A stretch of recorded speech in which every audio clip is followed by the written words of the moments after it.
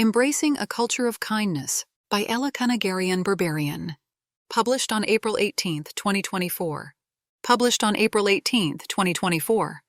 When I was around 7 years old, a girl in my class said, "You act so kind like the rich people would." Frankly, I don't even remember her name, or how she looked, or what I might have done to warrant this comment.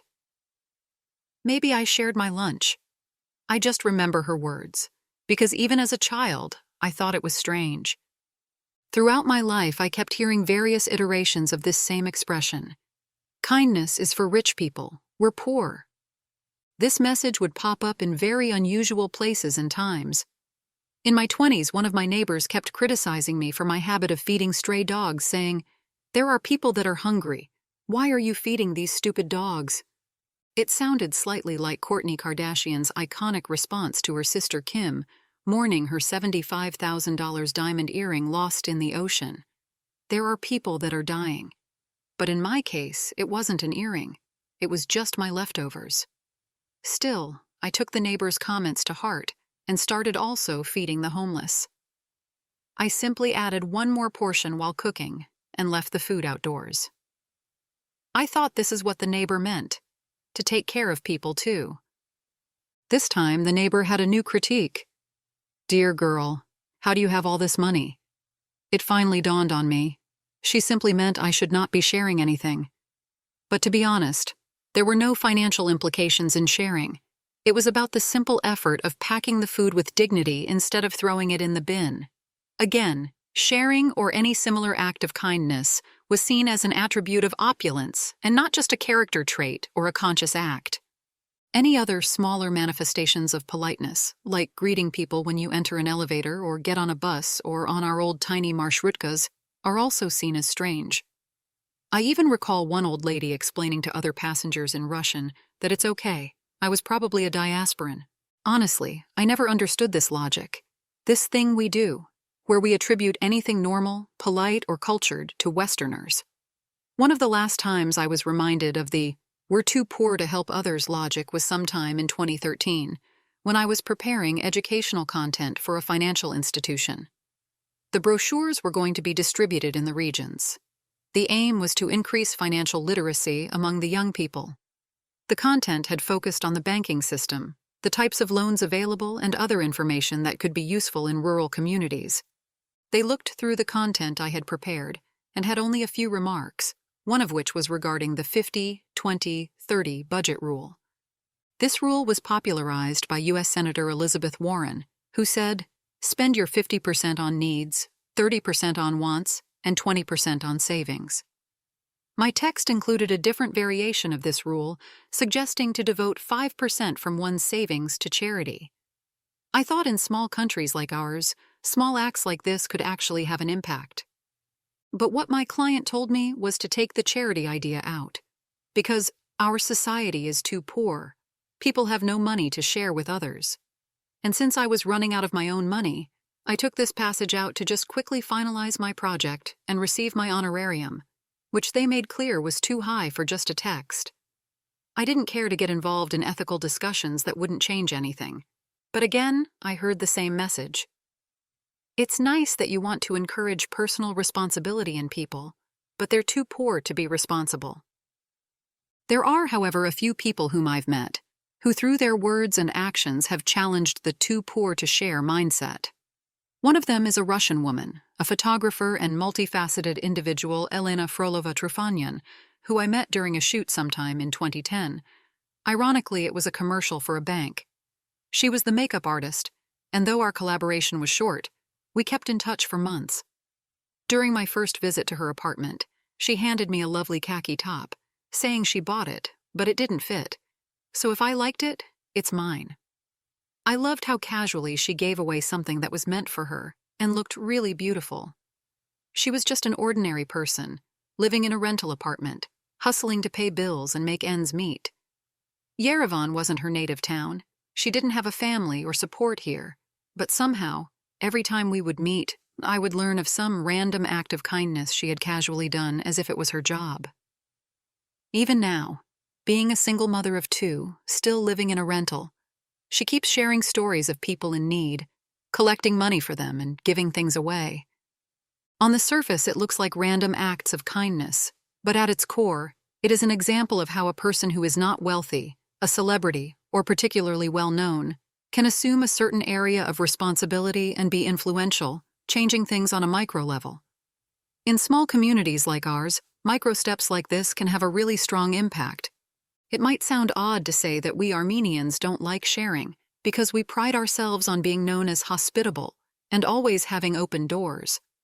But our hospitality and open doors are mostly for the other, the foreigners, the guests to our country.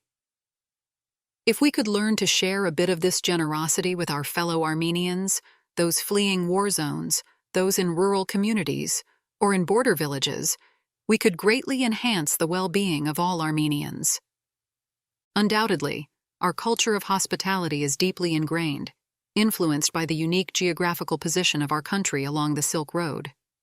For centuries, thousands of merchants, soldiers, migrants, and travelers have passed through, leaving behind a legacy of generosity towards outsiders. This tradition is a testament to the rich layers of history that have shaped our identity. Our roots offer another lens through which to understand this ethos of generosity. In our pagan past, we revered Vanatur, the god of generosity, whose veneration is marked on August 11th during Navasard. Significantly, this date coincided with the harvest, intertwining acts of sharing with aspirations for abundance and prosperity. The Hellenistic period also influenced us with its traditions and cultural habits, one of which is philoxenia, an act of showing hospitality toward strangers or guests common in ancient Greece. Philoxenia stems from the Greek words philos, meaning friend or beloved, and xenos, meaning stranger or guest. It emphasizes the duty or virtue of extending warm and generous hospitality to visitors, reflecting a cultural value deeply ingrained in various societies, particularly in Mediterranean cultures. Different waves of colonizers over the centuries also made sure this brand of hospitality became a part of our identity, just as a reassurance that we'll serve well. Setting aside historical explanations and rationalizations, if it's something so deeply rooted in our identity, maybe we can reformulate, reimagine, and adopt a new set of habits that could help elevate others and contribute to a more resilient society. Armenia can embrace a culture of kindness as part of its identity, and not only proclaim that it was the first nation to adopt Christianity as a state religion. There are fascinating cases when acts of kindness transcend mere gestures within a community, becoming compelling narratives that shape outsiders' perceptions of a country. Here are some relatable examples. The tradition of Caffè Sospeso is a century old and began in Naples, Italy. It calls for people who've had a good day or feel like doing something nice to order 2 suspended coffees in a coffee bar. You pay for 2 coffees, drink yours, and donate the other to a stranger. One can come in and claim the suspended coffee. You may not see the person, but knowing you did something nice for another is what it's all about. We could use this idea to develop other acts of kindness, for example, paying for 2 pieces of bread, donating 1, or even having a specific kindness coupon with a small menu, and the one in need could use it in any shop or cafe. Hesed or chesed is the Hebrew word meaning kindness, mercy, or compassion, associated with acts of charity, generosity, and grace towards others. It involves going beyond the letter of the law to help others, even when not obligated to do so, out of a sense of empathy and moral responsibility. It encourages individuals to perform acts of kindness not out of duty or expectation of reward, but simply because it is the right thing to do. The Wall of Kindness, originally started in Mashhad, Iran back in 2015, is a public donation space where one can leave something for others, including clothing, food, and other basic necessities. If you need something, you can simply pass by and take something from this wall for free. Kaitiaki is an indigenous Polynesian practice embraced by the Maori people of New Zealand. It embodies the concept of guardianship, extending to the sky, sea, and land. In a significant move reflecting this worldview, the New Zealand government bestowed legal personhood upon the Wanganui River in 2017. This designation means that harming the river incurs penalties akin to harming a human being, reflecting a profound respect for the natural world. While the Wanganui River case stems from the Maori worldview, its principles of environmental stewardship resonate universally. Armenians, too, could implement such practices, offering a compelling reason to safeguard our land and nature.